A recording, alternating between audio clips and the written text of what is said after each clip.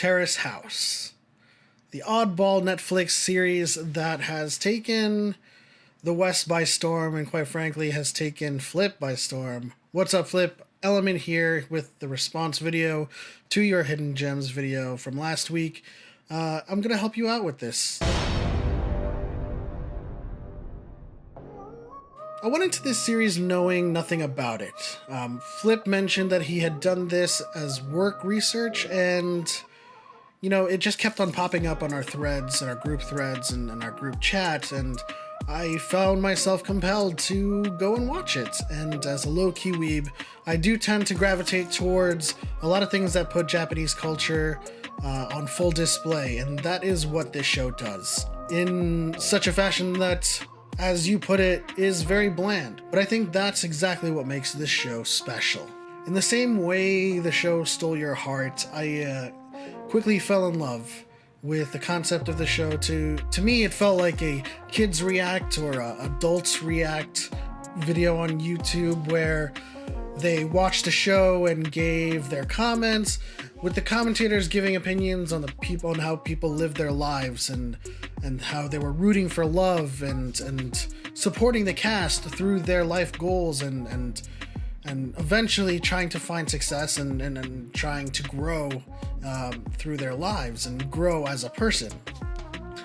I think that this is essentially what makes the show great. You talk about not knowing what it is exactly that makes the show entertaining, even though what happens on the surface is bland. But I'll tell you, real life is entertaining. Reality shows on the West typically have their drama injected with steroids through editing and, quite frankly, through scripted events. But this show prides itself on having no script. So what of it?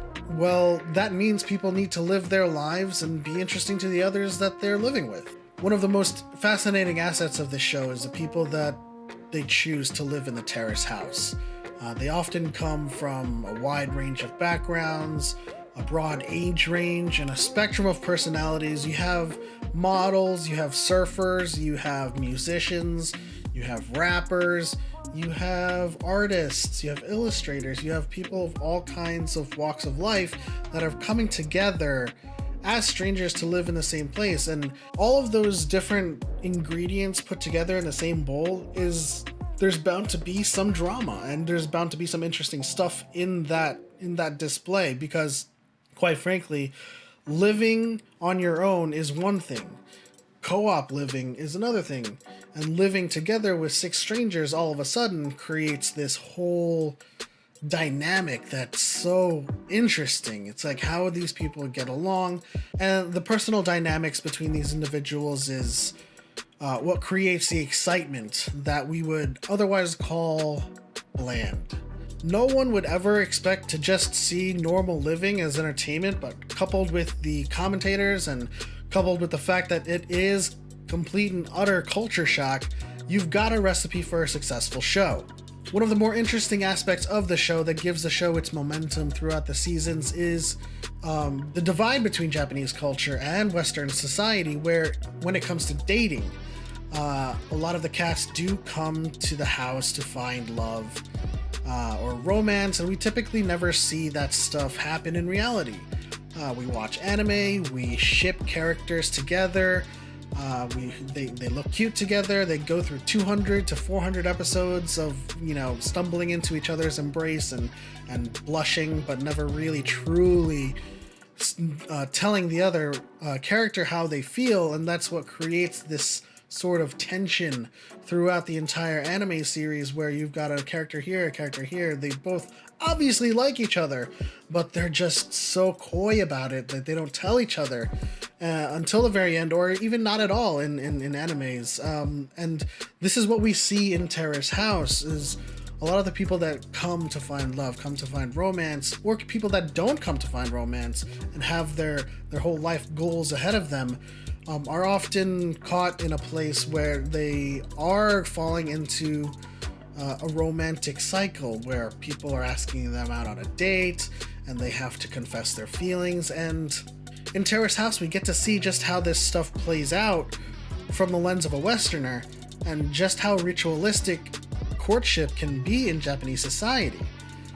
Going out on dates, discussing their interests, being coy, eventually when they reach the confession. The confession is a huge deal when it comes to Japanese culture, and it often defines and determines a relationship.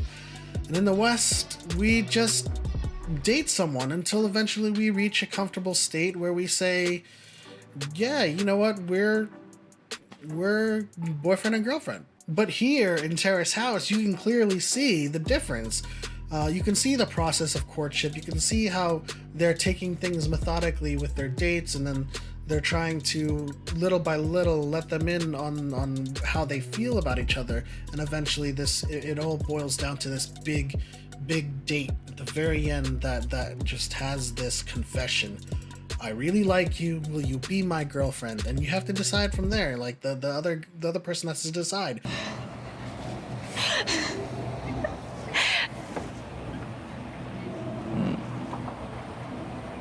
よかったら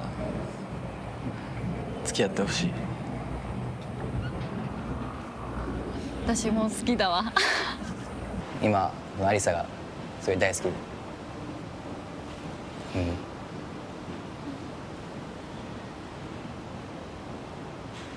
俺の彼女になってる。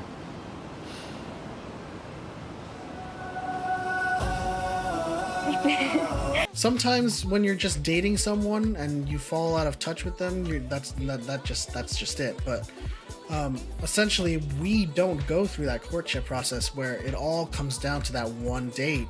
And if they reject you on that one date, that's it. You kind of like give up. It's over between the two of you, and it can never work out. That's just mind-boggling. But that's Terrace House in a nutshell. Strangers living together every day, life being the main focus of the show, with commentators to add flair and relative variety to the otherwise desolate landscape.